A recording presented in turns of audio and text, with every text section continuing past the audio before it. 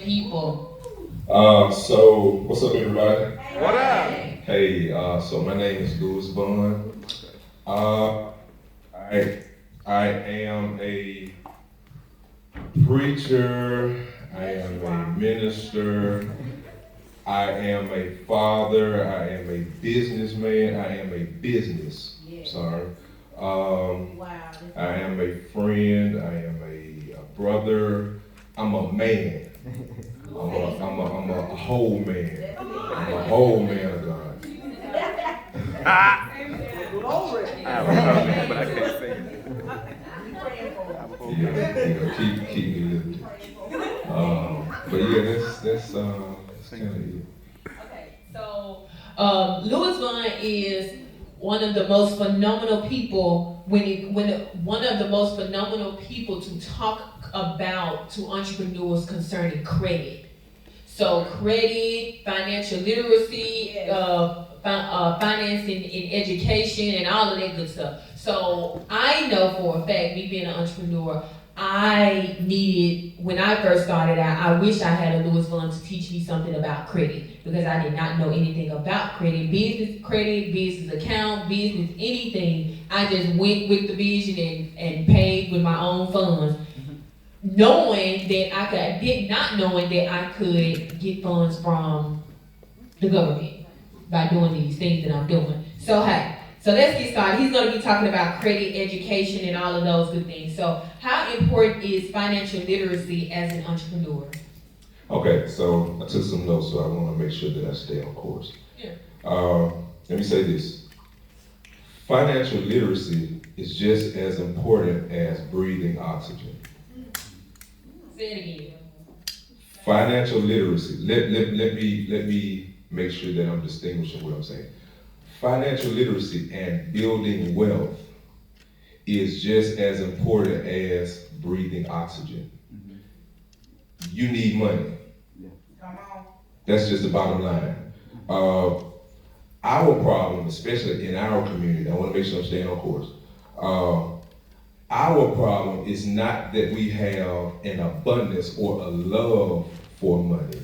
That's not our issue. Our issue is the lack of it. Very true. That's our issue. A lot of our problems, if we be honest, if we just really be honest, I had to be honest with me in my life. Again, I am a preacher, a former pastor, operate in every level of the apostolic you can think of. These two know it. And so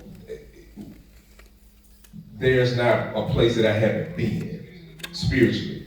However, practically and financially, I was very irresponsible and immature and uneducated, very ignorant.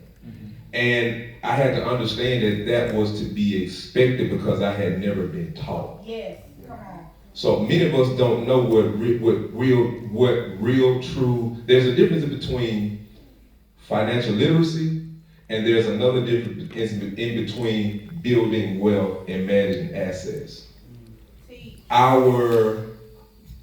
The white culture knows this, the Caucasians, the Asians, they perfect this. The Hispanics are really rising above, and they have really ran off on the plug from us. We do not know what it is to build wealth. We don't know what assets are. We don't know what credit is. We call them. I heard Jay Morrison say these are the RBCs: real estate, business, and credit.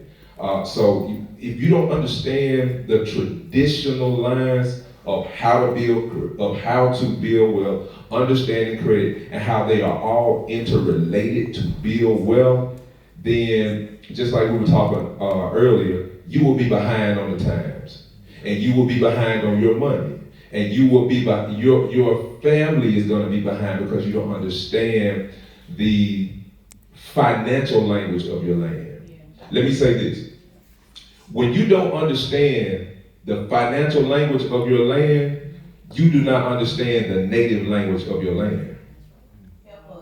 You don't understand it. So it's very pivotal to understand the financial language of your land. I'm talking about where you live. I'm talking about in the United States. If you don't know how this thing, most people don't know. Okay? But when you really literally begin to understand how this thing moves, then you will move differently. If you notice, the people who own the most, they do the least. And we're the ones who stuck doing all of the work because we don't understand what they know. There are some things that we don't know unless you step into that lane, into that industry. It is a whole nother world when it comes to credit. We were bought on credit. Yes.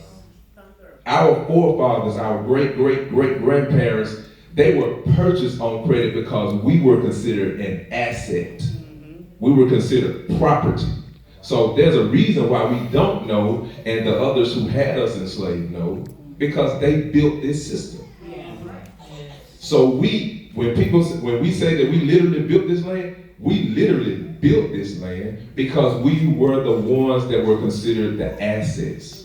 We were the workers. We weren't even considered to be human. And to a degree, we still not, but I'm not going to go too far. Okay. So what scriptures or biblical principles have helped you or is going to help an entrepreneur through their finances? I'm going to give you some scriptures and you have to go back and read them because I wrote them down. But let me say this, the book of Proverbs is probably one of the most profound books when it comes to being financially practical. This is one thing that God showed me, and I want to make sure I'm reading this so I can quote it correctly. This is what he told me. He said, my power will make you prophetic, but my wisdom will make you practical. And we need both of those if we're going to balance the marketplace and ministry. If you're one that is not good with money or numbers, you need to find somebody that's practical who can help you stay on course. Because I don't care who you are, at some point you're going to need the discipline. You're going to need the discipline of building your credit, understanding what wealth is, how to manage your money. These are things that we don't know. And these are the things that we're not teaching, and we are so liberal, and hear me when I say this. We are so liberal in our giving that our liberality is causing us to, I want to make sure I'm saying it correctly. It is causing us to live in poverty. Because let me tell you something. When God had to show me that if you're going to do what you're planning to do, you're going to have to take care of yourself first. That's good. That's good. When you board the airplane, what do they tell you to do when that gas mask comes out? You first. You put your mask on first. And the best way to help a poor person is to not be poor. That's right. That's the best way to help them. Because you're going to help them, you can help them escape out of that lifestyle. So I'm going to give you a few scriptures. Proverbs 22:1. Proverbs 28:8. Proverbs 13:11. Proverbs 12:24. And Proverbs 12:11. So, I'm sorry, also Deuteronomy 12:8. 12:18. 12 and Deuteronomy 28:12. I'm sorry. Okay. So,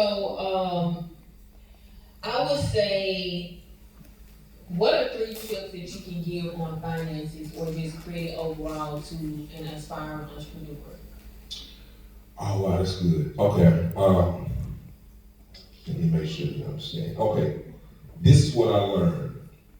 Very powerful. Can I share my story quickly? Yeah. So, this is what happened to me in my transition from Memphis to Atlanta, because kind of a lot of us kind of transitioned from Memphis to Atlanta around the same time. Yeah. So when I moved here in 2016, I had a trucking company. This is before I moved. So I had about 4 trucks.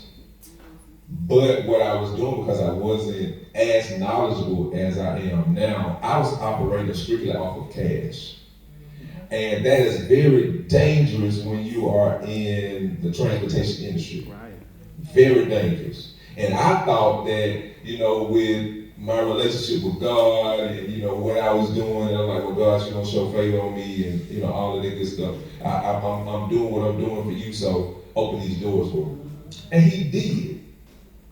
However, it got to a point to where the favor that I had was not going to give me the favor that I needed. And what I mean by that is the doors he opened for me, that he just literally opened for me on a low level, it got to a point where he was saying, okay, son, now you're going to have to position yourself so the next doors that open for you, you would have already been prepared. And because I was operating off of cash, I was making good money. But when the market started slowing down, the rates started going down, I went from making like $4,000 or $5,000 a week to like $2,000 a week. And that may seem like a lot of money, but when you own your own trucking company, that's not a lot of money. You really breaking even. And so I started breaking even. I'm like, hold up, something ain't right. You know, what God, what's going on? You know, it's just, so now I'm going into prayer mode and all of this kind of stuff. And God's like, no, sir. You weren't prepared for the next level because you didn't have your credit. So when stuff started going down, I had to shut my business down because it got to the point where I was no longer breaking even. I was losing money. And the reason, if I would have had my personal credit and my business credit established, I could have leveraged the credit to sustain my business. So that way, during that part, not only could I keep things going, but I could actually scale during the recession because that's the best time to really work a business is during the recession. That's the best time. But I didn't know that. I didn't know that. So to get back to the 3 tips, this is what I learned, especially when I got to Atlanta. I got to Atlanta, I think I had maybe $1,000. I lived because I had made it up in my mind. I'm trying to hurry wrap this up. I made it up in my mind that when I got to Atlanta, I said, I am not going to pay a landlord until I become one. My goodness. That's what I said. And here's what happened. It took me 2 years from living out of my truck. My cousin is sitting right here. He knows he knows I'm telling the truth. The first week I came, I met Mike. He was sitting, I met him the same week I got here in the truck. And I started going to their church. I did that for 2 years because I made a commitment. You talk about discipline. You talk about made me a whole nother man to where I'm not afraid of anything because I've had to experience a lot. To where when I started getting into real estate, I kept my promise. I said, I am not going to pay nobody no money until I can receive some money from somebody staying in my property. And that's what happened. So I got into real estate, started the business. I learned credit along the way. I learned that business. Then as I was learning that business, I fixed my credit. Long story short, I fixed my credit. Once I fixed my credit, I started fixing other people's credit for free. So that's number one, work for free. That's good. Work your craft for free. Get your name out. Get some experience. Get some exposure. Let people know this. Don't be afraid to work for free. A lot of the customers that I've done for free have brought me 5 and 10 clients. And this was a strategic move. So I knew exactly what I was doing. Work for free and also barter your services. There's enough of us in here to get where we need to be, and we don't have to pay each other if we barter our services. You can get to the next level. Plan, but be open to pivot.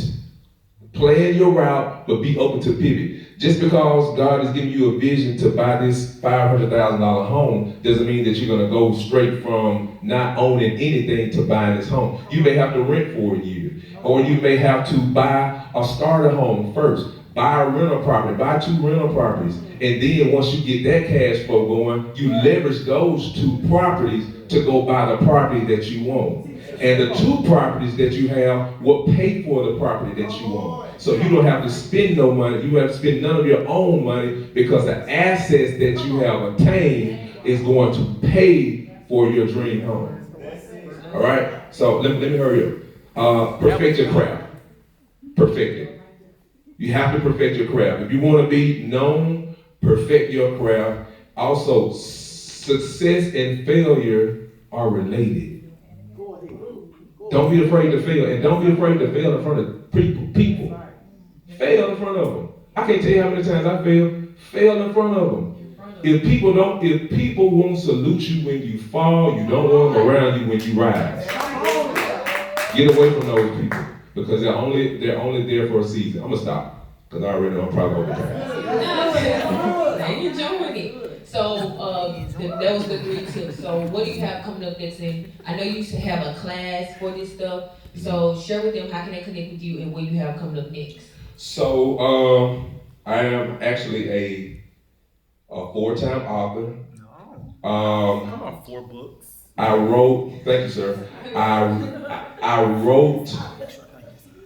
Let me say this: during the worst season of my to me it wasn't the worst season. Some would consider it the worst season. But during one of the most challenging seasons of my life, I produced some of my best work. That's when you know who you made of. It's when your back is up against the wall and you still getting stuff done. So living out of my truck, I would work 12 to 14 hours, leave work, go to Walmart parking lot, stay there, open my computer up, write on my books, and build my credit program. I own a credit repair company from scratch. I'm not an affiliate of anybody's. I built my own, me and God. Wow. He gave me instructions on what to do. Yeah. So I own a credit repair company. I wrote three more books out of the back of my truck. I built a credit repair company out of the back of my truck. I bought my real estate out of the back of my truck. Do not despise not just small beginnings, but tough. Because it's going to show you who you made of. It's going to show you what you made of. So I wrote these 3 books, Rich Men Play Golf.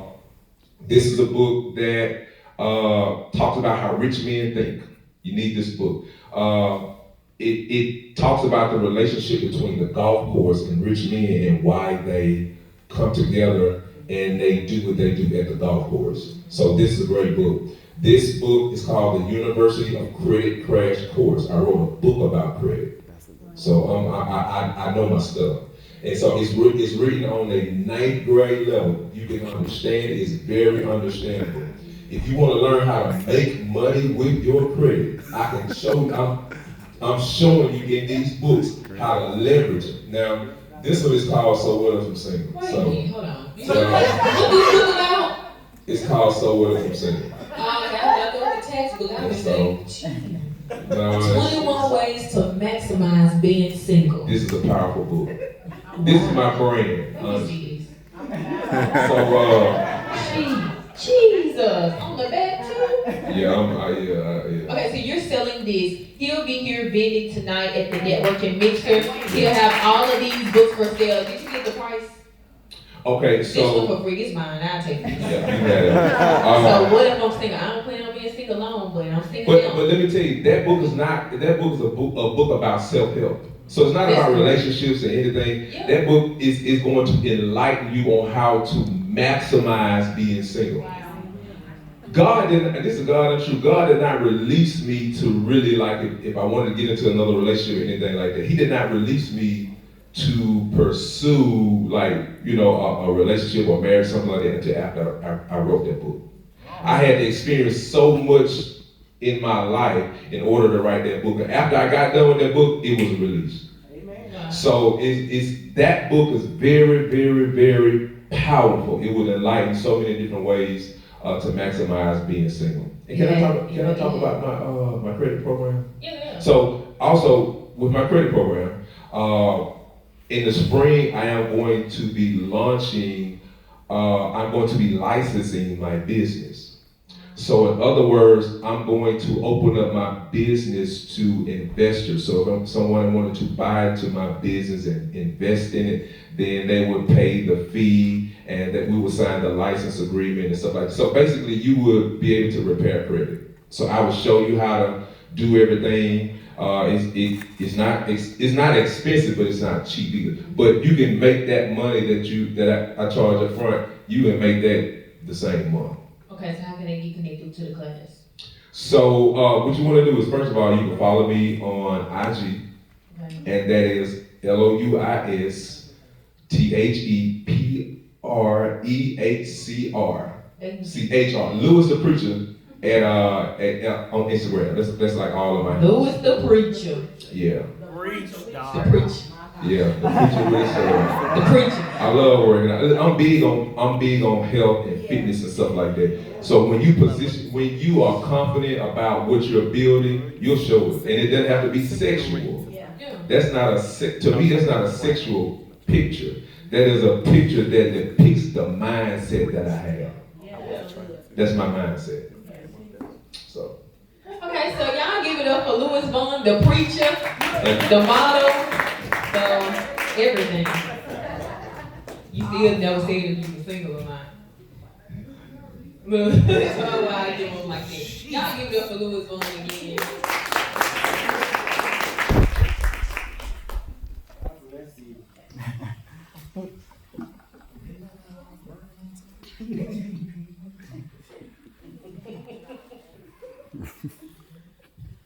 Okay, so y'all can catch him tonight at the Networking Mixer. So, yeah, go on, unless you want to talk some more. No. I said no.